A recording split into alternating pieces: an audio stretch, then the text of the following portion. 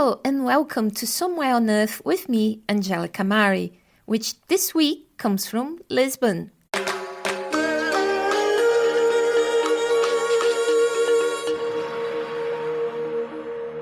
It's Tuesday, the 19th of November 2024, but what you hear next is an episode recorded during Web Summit. This is a major technology and innovation conference that took place in the capital city of Portugal last week. With me this week is editor Ania Lichtarowicz. Hello, Angelica. How are you? I'm well, busy, right?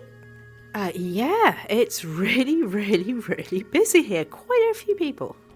It's your first time at Web Summit, right? What do you make of it all? Oh, goodness me, Angelica. Well, apart from panicking about where to find somewhere quiet to record the podcast, you mean? Oh, so that's why we're recording this under a duvet in a hotel room. I know, I'm glad the photos aren't being released. The only quiet place in Lisbon this week. I cannot believe how massive the event is. Yes, it's absolutely huge, and we'll be getting some more accurate numbers about this conference later on in the show. So coming up this week, more than 70,000 people are attending Web Summit in Lisbon. Somewhere on Earth is here and learning more about this global event and how the organizers are trying to keep it clean and green. Also in this week's show, how technology has allowed autocracy to take over.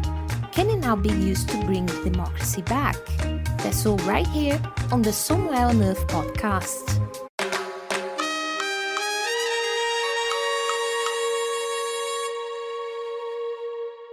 First, this week, Web Summit. What is it?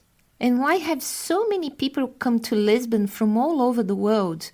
That's a pretty fair statement, as they've come from 153 countries according to the conference registration data. Ania has been finding out more from Karena Walshe, who's Web Summit's head of impact.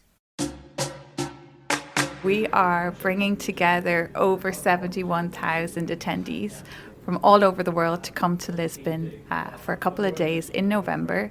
It's a really unique gathering of startup technology, corporate innovation, government leaders, and leading investors. So the networking is unparalleled over the next couple of days. We're industry agnostic. We look at tech and innovation across sectors. So that could be, of course, fintech, SaaS, fashion, obviously clean tech and the environment is important for me. But we really bring the entire ecosystem together. What kind of people come here? Because it's very business orientated, isn't it? And looking at new innovation. Yes, that's right. It's a B2B tech event. So we have the leading founders, entrepreneurs from all over the world. I think at opening night yesterday, it was described as the largest gathering of nerds in the world. But we also have top decision makers from the biggest enterprises, biggest tech companies, as well as media, investors, and government representatives. We have trade delegations from all over the world that come with cohorts of indigenous companies as well as government officials. And you also have some quite big names too, don't you? I mean, last night, Pharrell Williams was on stage. Yes, Pharrell Williams was in talks with the CMO of Visa on our opening night. So that stage can host 15,000 attendees. And we also had the co-founder of 12. 12 is a really exciting clean tech company. They've just raised over 600 million USD, and they're transforming the aviation industry by using carbon to generate aviation fuel. That's the kernel of our event, Emerging Technologies. And that's it, isn't it? 'Cause you very much focus on sustainability. And I'm walking around and, there are recycling bins with different bins for every type of material that hopefully is going to get sorted, segregated, sent off and recycled. But obviously the impact of this must be absolutely huge, the energy costs of this. What is Web Summit doing to manage that? Because obviously you don't want to be adding to the problems. Absolutely. They generate emissions. It's inevitable. And we do want to not just talk the talk and walk the walk as well. So what we do is twofold. Internally, as a business, I lead what's called the Impact Steering Committee, which is an all-female committee made up of members from each of our teams across the company, including procurement. And what's important is to measure what we're doing. So across materials used, recycling, we measure the impact and then we look at where we can improve. And we're just continuously looking at how we can get better year on year. And then externally, the mission of Impact is this isn't a climate conference, right? We're not speaking to an echo chamber. So it's to bring the climate conversation front and center across the B2B ecosystem. So we also have a remit to have the best technologies, decision makers and civil sector organizations together. Just walking around some of your pavilions, as you call them, there's 4 or 5 of them, I think. Each one is full of either companies promoting their businesses or startups pitching to other people. Even countries have their own stands. I noticed, for instance, Brazil, a big part of their stand is made out of cardboard. I've certainly never seen that before, that they're not as flashy. They're not giving you away lots of freebies that are made from plastic. Is that a conscious effort by Web Summit to ensure that the footprint is smaller? Yes, 100%. So since 2019, we have eliminated single-use plastic. And all of our partners, they have to ensure that what they are giving away at the booth, yes, they want to promote the brand and you want something tangible to take with you, but nothing that is just going to end up in the bin and generate more waste. So even one of our biggest partners, you might see them, it's the German park. It's a substantial footprint, and that was organized by the Ministry of Climate Action. So not only are the companies that they're promoting focused on climate action, but all of the materials used to create that activation is fully recyclable. And that's a mandate across all of our partners. I would also say that for some of our smaller booths, like the startups, the smaller booths that we build, the organizer build, we use durable wood that can be reused year on year. Same with our stage design. So yes, we tick boxes across the board to make sure no single-use plastic. But you still have to ship in massive screens and little screens, because it's got to look good, hasn't it? If it's a business conference, it's got to be at a certain level, hasn't it? It does, and it has to be easy to navigate. You're here, you can see how large it is. People have to use their times wisely. They have to know what meetups they're going to, what content they're going to, and they have to leverage the network as best they can. So we do have to keep that level, but it's always in the back of our minds of where we are and where we can potentially get to be at future events. I've mentioned the country stands already. They're quite developed countries, aren't they? So Qatar, Dubai, Germany, Austria. European countries, especially Spain, obviously Portugal, Brazil, though, is here on force. But I've not seen an African country stand. Why is that? So actually, as part of the impact remit, we don't just look at the environment, we look at social inclusion, because the two go hand in hand. So for example, we have Dejasi Africa here as an impact partner, and they're bringing a cohort of Indigenous African founders to the event to leverage the same opportunities that startups from Europe or the US would get. We also have Invest in El Salvador doing the same thing, bringing Indigenous tech and coming to the event. As impact partners, we do our best to ensure they get maximum promotion, they get invited to all the right receptions, and that people know that they're here. So I would say that impact isn't just on the climate crisis, it's also on social inclusion and looking at Indigenous local communities that can contribute and making sure that they have access to this event as well. That was Karena Walshe speaking to Ania at Web Summit. Ania, picking up on the end of your conversation with Karena, is this conference actually sustainable, or is it at least making a significant effort to be so? I don't know the impact, Angelica, but these 70,000 people are leaving a footprint behind. Many of them have flown in. Plus, there's all the building, equipment, etc. Sustainable? An event like this can't be sustainable, but there does seem to be a genuine effort here to get the promoters, exhibitors, organisers, journalists, speakers, to think about what they're doing, what they're bringing here.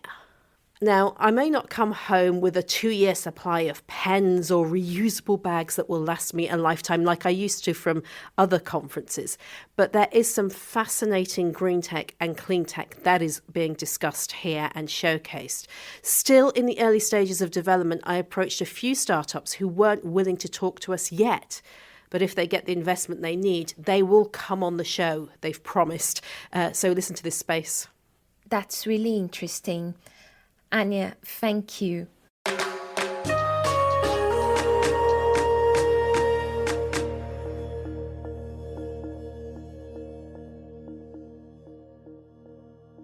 "2024 certainly seems like the year of the election, and we've reported on the tech used to misinform and influence the results in some countries like India, and also on the internet shutdowns that happen afterwards.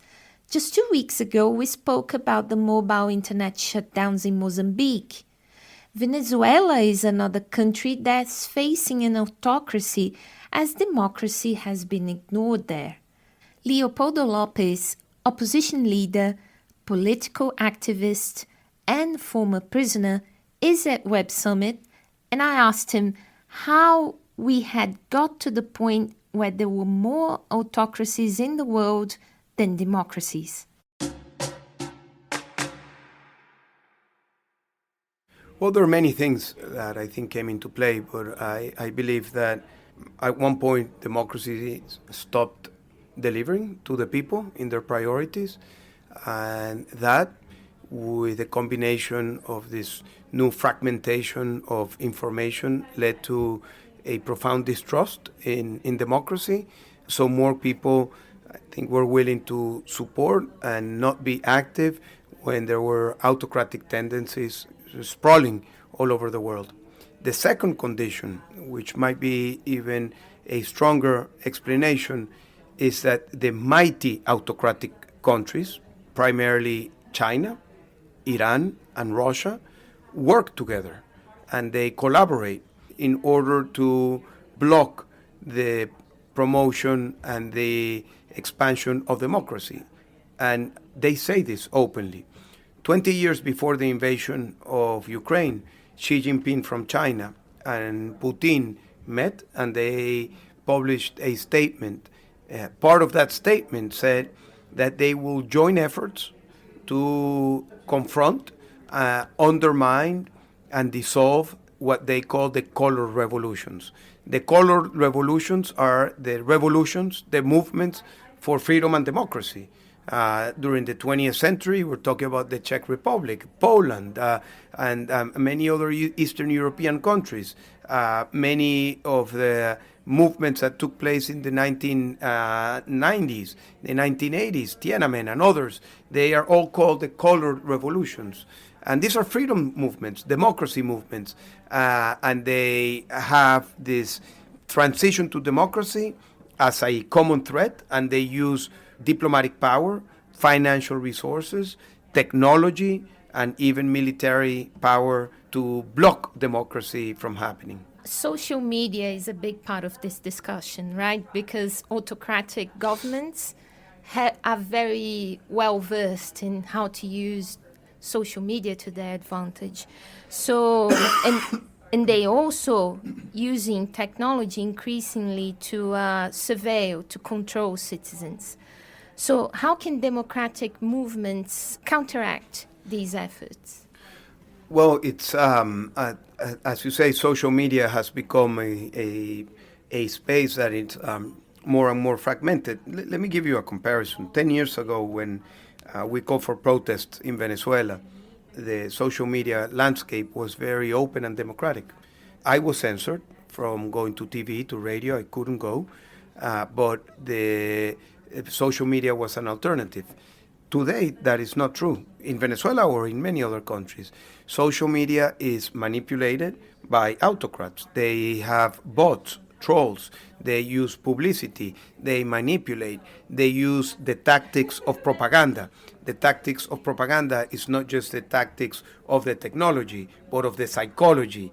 And the Russians and the Soviet heritage is very sophisticated in how to create distrust, how to fragment society, how to alienate movements or individuals, how to assassinate characters. I mean, today you not only have physical assassinations, which you do have, but you also have character assassination as one of the things that regimes do.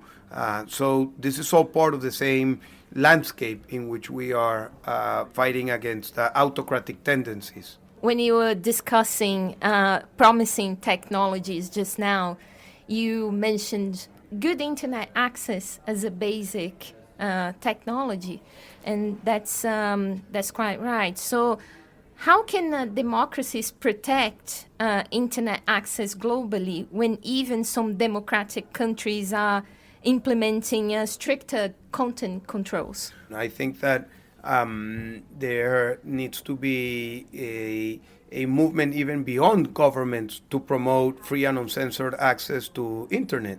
And I understand the motivations behind the regulation of content.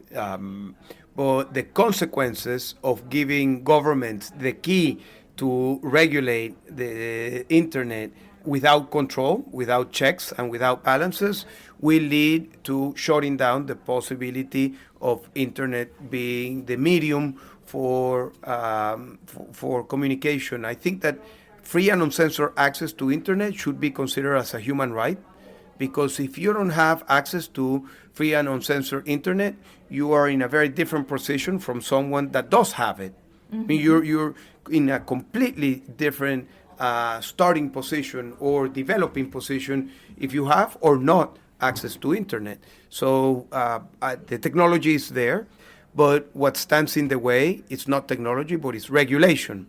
And it's also the will of the democratic world to challenge and overcome autocratic countries. I would like to see the free world, the private sector with NGOs and movements to push the boundaries to promote free and uncensored access to internet in Cuba, in Venezuela, in Nicaragua, in African countries where they can actually have a tremendous impact. So I think that this is, when we talk about technology for freedom, access to internet, it's like the basic thing, because without that, everything else is just a fraction of that. Well, if you can say, well, we can develop this app to do this or to do that in terms of health or in terms of finance or in terms of education, that's only a segment of the big thing, of the big potential that can open if there is free and uncensored access to internet. In terms of other liberating technologies, you were also mentioning a digital currency. So I'd like to get your views on what ways have alternative currencies helped Venezuelans bypass economic restrictions imposed by the government? And finally, if you see that as a viable long-term solution for people in similar situations globally? Well, in the case of Venezuela, we have seen how different types of technology have helped, particularly the financial liberation technologies like stablecoins or Bitcoin were very helpful during the COVID, because there was a possibility of providing direct support to nurses and medical doctors that were earning $3 per month at the time. And using this technology, they were able to get $100 per month. So it was a very big thing for over 80,000 people that were getting this type of support. It has also been a way for people to store the value of their money, to protect themselves from inflation. Inflation is a consequence of bad government and hyperinflation. If you look at it historically, it usually comes hand in hand with an autocratic regime. So inflation and autocracies usually come hand in hand. And this is a technology that helps people to safeguard the value of their money when inflationary moments are coming. And it happened in Venezuela, but in many other countries in Africa and in Latin America as well. That was Leopoldo Lopez. Ania, any thoughts? I think what struck me the most about his comments was his attitude to Bitcoin and other cryptocurrencies. Now, we've reported on how one Bitcoin transaction uses the equivalent of a swimming pool of water. We've also reported before on the amount of energy a transaction costs. And I think we've been quite conservative in our views of cryptocurrencies. That's a polite way of putting it, I suppose. And I hadn't really appreciated until I heard Leopoldo that they can be of huge benefit to people who don't have access to traditional banking services. Ania, thank you. And next week, we will have more from Web Summit. If you have any comments or questions, then please do contact us on our socials. We are at SoapTech, should get you to us. Or email us at hello@somewhereonearth.co. You can also follow us on LinkedIn. Just look up Somewhere on Earth, the Global Tech Podcast. Our editor today was Ania Lichtarowicz, and our production manager is Tuohy. We are a proud partner of the Evergreen Podcast Network. Have a lovely week, and I hope to have you back again with us next time. Bye-bye.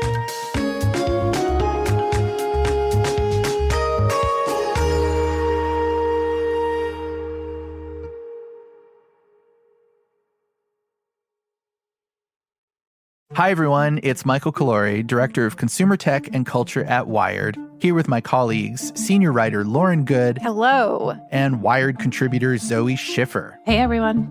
We're here to tell you about our new podcast, Uncanny Valley, a show about the people, power, and influence of Silicon Valley. Every week, we get together to talk about how technology and culture from the Valley is influencing our everyday lives. We dig into questions like, will we ever get our privacy back? Is OpenAI for real? And how are Silicon Valley billionaires impacting U.S. elections? The first episode of Uncanny Valley comes out on October 31st. Listen wherever you get your podcasts.